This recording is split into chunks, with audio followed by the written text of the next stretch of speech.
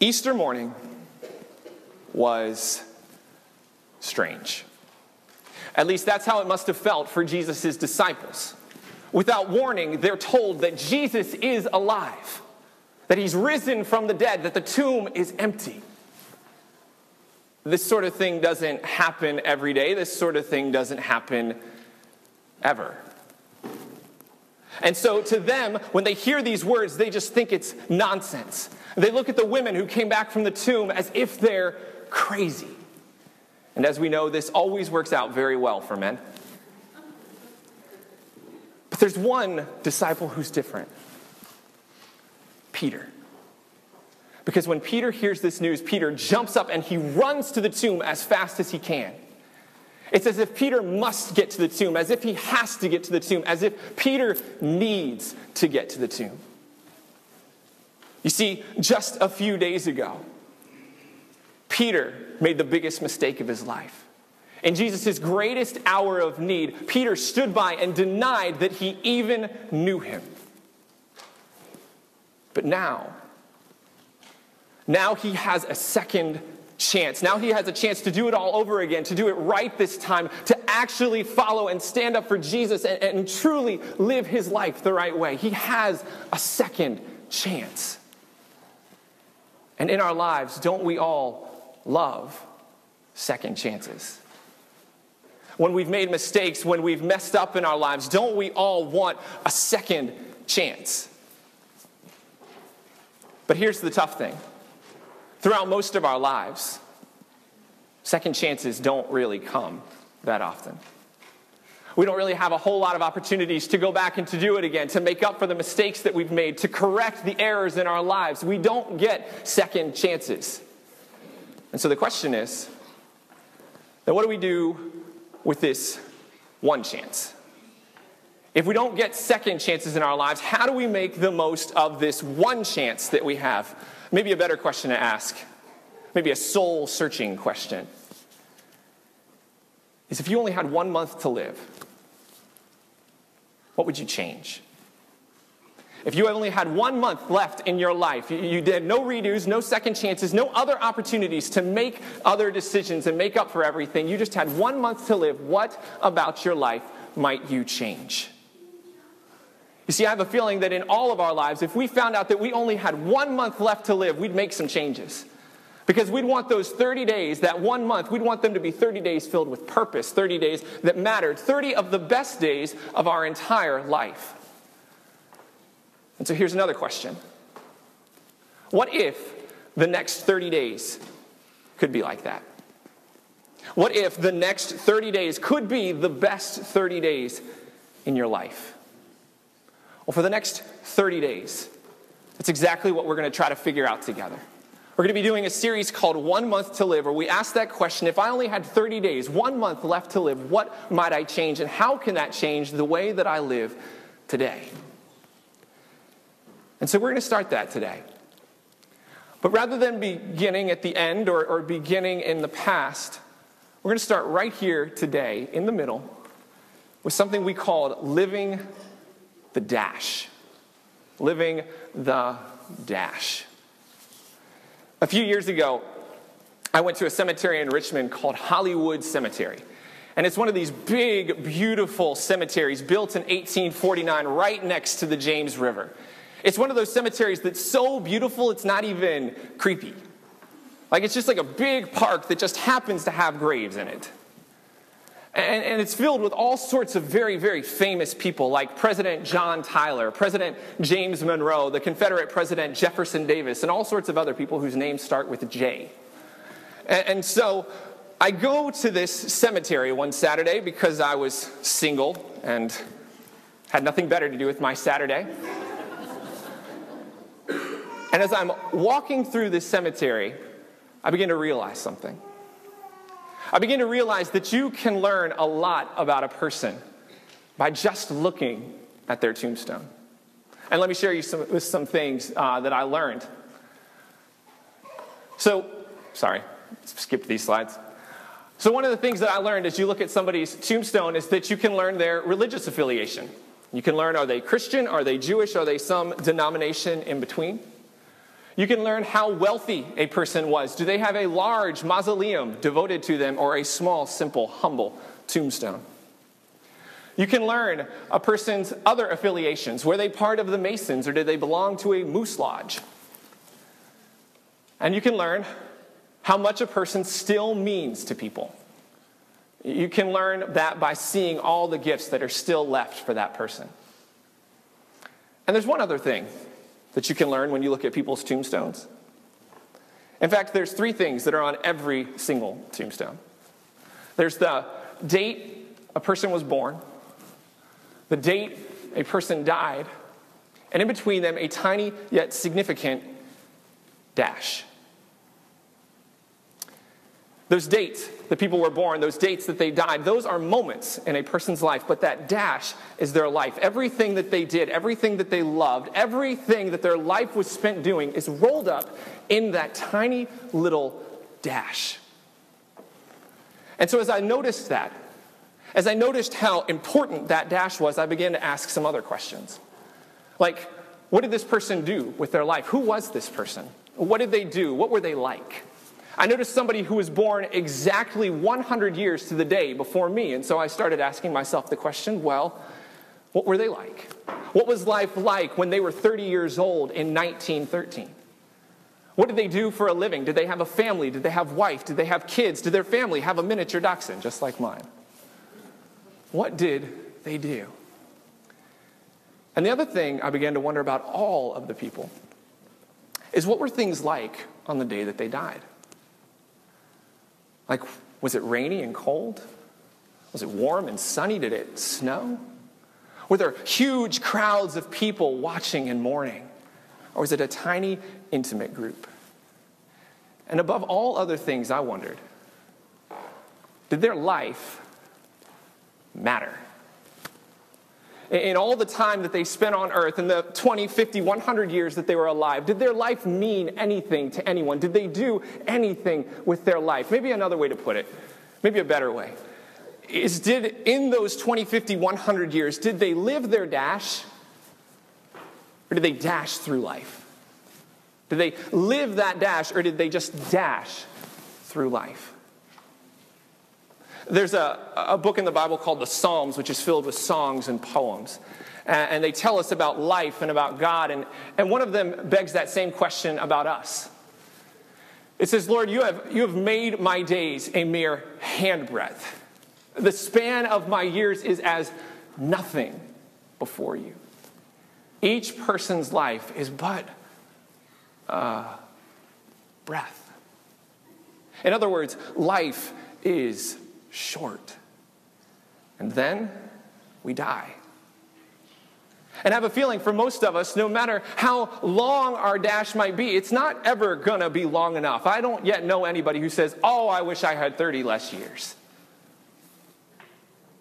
So if our dash isn't going to get any longer, and it's never going to feel long enough, then the question we have to ask ourselves is then what do we do with that dash? How do we get the most out of our dash? How do we live the dash rather than dashing through life? Well, to answer that question, we need to go back to Peter. Because when Peter sees that empty tomb, he realizes he has a second chance. He has another opportunity to live the dash. But it's not Peter's dash that matters. It's Jesus. Because what Peter realizes is he has another opportunity to live Jesus' dash. He has another opportunity to be with his master, with his teacher, with his friend, with the man who he believes in the pit of his soul will save him and save the world. And he doesn't even know how long Jesus is going to be there. Maybe a day, maybe a week, maybe a month, but he knows one thing, that he is going to make the most of every second that he has with Jesus. But in order to do that, he has to do 3 things. He has to make 3 changes in his life. He has to make 3 important decisions. He has to mend. He has to move. And he has to matter. If you're one of those people who loves taking notes, you can open up your bulletin and there's a place to take notes. We gave you a pen. But the 3 things that are 3 ways to live your dash are to mend, to move, and to matter. The first thing that Peter has to do is he has to mend his relationship with Jesus. I don't know about you, but I have a feeling that Peter's first encounter with Jesus after Jesus has risen from the dead is kind of like running into your grandmother at the proctologist office. Awkward. Because the last thing that Peter did is he denied Jesus 3 times in Jesus' hour of greatest need. And then Peter disappears. Like the Bible doesn't even mention Peter at Jesus' crucifixion. It's as if it wants us to believe that he was too ashamed, too guilty, too sad to even watch everything else happen. And so he couldn't be there. And so now Peter is face to face with Jesus. And the question is, what does he say? What are his first words to Jesus after this big, big failure? Does he look at Jesus and kind of just pretend nothing happened, hope Jesus forgets about it? Does he tell Jesus a joke to try to distract him like, hey, Jesus, have you heard the new joke about the nun? When it comes to saviors, Jesus, there's none better than you. Yeah, pretty bad. So, of course, no, he doesn't do that. He doesn't do that. Because there's only one thing that Peter can do, one thing that he should do. He must mend his relationship. Because when your time on earth is limited, when you've only got 1 month to live, the last thing you want to do is to have open wounds and broken relationships in your life. There's this part of you that just must mend them. You must heal them because you can't let it stay open. Because open wounds are crippling. Open wounds are crippling.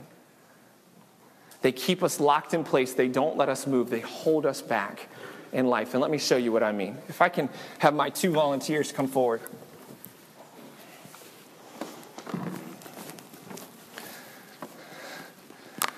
All right, this is my friend Coles. And Coles, you are going to be the future. And Mitchell, unfortunately, my friend, you are the past. Now, there's a very good reason that I asked Mitchell to hold this, because I think Mitchell likes me, and if I find a resistance band in the back of my head, we will know I was wrong. But this resistance band, it represents open wounds. And so when you've got open wounds in your life, when you've got things like regret and guilt and fear, those things that can hold you back, eventually, or in the beginning, they will let you move forward in your life. But the farther you try to go into the future, the farther you try to advance in your life, the stronger and stronger the tension gets. Now, the weird thing is that you always have the ability to let go. It is you who's holding on to it. But when you have all the time in the world, you don't feel the need to let go. You feel the ability, the freedom to hold on, and you allow those wounds, that fear, that guilt, to hold you back. Thank you. Thank you, guys. And for helping me out, here are 2 Easter eggs. Hopefully somebody filled them. So when you have all the time in the world, you feel that you can hold on to those open wounds, the fear, the regret, the guilt, all that other stuff, because it doesn't seem like time is precious. But when you've got 1 month to live, when you've got 30 days left, you can't be stuck. And so you must mend those relationships. For some of you, you've got relationships in your life that need mending. Relationships with family members, relationships with spouses or ex-spouses, relationships with children or friends that need mending. But when the future seems so long, there feels no need to mend those relationships. But if you want to live your dash, if you want to get the most out of every single day, then you must mend those relationships. Which brings us back to Peter and Jesus, because there is an open wound between Peter and Jesus. And Jesus just puts it right out there for Peter when they finally get together. He doesn't even give Peter the chance to talk. He says, Peter, I have a question for you. Peter, do you love me? And Peter says, yes, of course I love you. But then Jesus asks again. And he asks again, each time saying, Peter, do you love me? And finally, Peter just gets a little frustrated, a little upset, a little hurt. And so he looks at Jesus and he says, Lord, Master, you know everything. You know that I love you. And so Jesus responds, well then, Peter, if you love me, feed my sheep, and follow me. Which thus tells Peter the second thing he must do to live out Jesus' dash, and that is to move. He must move.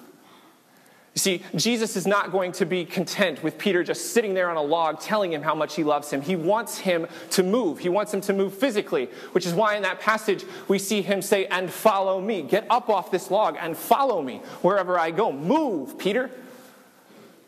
But he also wants him to move spiritually, figuratively, to move Jesus to the forefront of his life, to no longer be ashamed. Because when you've got limited time, when you've got 30 days left, when you do not have a lot of time with somebody, you need to move. In your lives, if you only had 30 days left, you would get up off the couch, you'd get out of the house, and you would move. You would move physically, but you would also move figuratively. And let me show you what I mean. About a year ago, I went on a vacation. Leanne and I went on a vacation to the Outer Banks with my family. And it was the first week since I was a kid that I can remember spending a whole week on vacation with my grandparents. I get cooler as the years go by. But I loved it. I loved being with my grandparents. But there was one very challenging thing about this vacation. And that's that each day I watched and realized that my grandparents are getting older by the day. And there was this one particular moment, to give you an example, where my sister was sitting and eating some snack food at a table. And my grandmother looks at her and she says, Brittany, what is it that you're eating? And my sister says, wasabi peas. You know, those little dried peas with wasabi on them. And my grandmother looks at her and goes, cat food?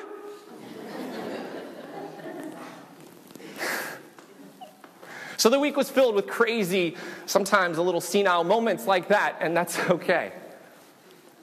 Because by the end of the week, I didn't want to leave. I didn't want to come home because I did not know when I might have another opportunity in my life to share a moment like this. And so I wanted to soak it for every second that I could have. Because when your time with people is limited, when you only have 1 month to live, you don't want to waste 1 second with the people you love. You want to move. You want to move those people to the priority that they deserve to be in your life. And so for me, that means from that point on, putting my grandparents as a priority, trying to get every moment with them that I possibly can, sacrificing so that I can be with them while they're still here. For you, that might mean something different. Maybe it means writing people into your calendar, setting dates and sticking to them. Maybe for some of you, it means setting up regular meetings with people so it doesn't go 6 months without seeing that person. For others of you, maybe it means making a promise to the people you really love that you will not cancel on them. When we get to the end of our lives, none of us says, I wish I worked more, I wish I spent more time on Facebook. Every single one of us says, I wish I had more time with the people that I love. I wish I had those moments when everyone was together and all was right with the world. And so if that's what we want, if we want to live our dash, then we must move. But there's one more thing that we must do. We must mend, we must move. But the last thing we want to do, if we want to live our dash, is we must matter. Which brings us at last back to Peter. Because if Peter's life ends with Jesus' death, if Peter never mends that relationship with Jesus, if Peter never moves to put Jesus as the priority of his life with the time that he has left, then Peter's life does not really matter. And he knows it. He knows that everything that is in the past is all for nothing if he does not make a critical decision at this moment. He knows the mistakes he's made. He knows the problems he's had. He knows all the errors that have been in his life. And he knows that's what he does right now that will determine whether his life matters. And because he knows that, he looks for help on his second chance. He wants to know what to do with his second chance because we all want to do something with our second chance because second chances matter. And so he looks to Jesus with these pleading eyes like, tell me, Jesus, give me something. Help me to know what to do from this point on. Help me know how to matter. And so Jesus tells him something very simple. He says, Peter, if you want to matter, if you want to get the most out of this second chance, if you really want to live my dash, then feed my sheep. feed my sheep. In other words, what Jesus is saying to Peter is, go out into this world, Peter, if you want the second chance to matter, and go feed my sheep. Go give my world something to eat, my hurt, broken, sad world that is longing for hope and compassion and justice and peace. Give it something to eat. Feed my sheep, Peter. Go out into my world and tell my children, tell all of God's children who I am. Tell them what I've done. Tell them there is a different, better life out there and a different, better world possible. And feed my sheep, Peter. Give them salvation. Show them my salvation. Show them who God is and what matters to God, and feed my sheep. And Peter, don't just talk about it. Don't just talk about feeding my sheep, but actually do it. Go out there and feed the hungry, clothe the naked, heal the sick. Go out there, Peter, and give hope to the hopeless and meaning to the meaningless. Give help to the helpless. Peter, feed my sheep. If you want your second chance to matter, if you want to live your dash, if you want to make the most of this, then feed my sheep, because feeding my sheep is what matters. Which leads us to a question that we may have been wondering since the beginning. And that's the question, then does my life matter? If today was it, if this were my last day, I had no second chances, no redos, no other opportunities to make up for anything. If I just looked at my life in the 20, 50, 100 years that I've been alive, if I looked at that and all that I've done, and if Jesus is right and the only thing that matters is feeding his sheep, then does my life matter? And if not, if you struggle with that question, if you give pause, if you wish you had an extra 30 days beyond that so you could do something, you could have that second chance that Peter has, then may you believe in the power of the cross. May you believe in the power of Easter. May you realize that Easter is our second chance. May you go forth from this place, and may you rend relationships, may you move priorities, and may you feed sheep and do what matters. Because you were not meant for a dull and simple life. You were not meant for a sad and broken life. You were meant to matter. And Easter is that second chance to matter. So may you go forth and may you live your dash. May you take the most and make the most of every single day that you have. And when you look back at the end of your life, may you feel confident that your life mattered. Amen.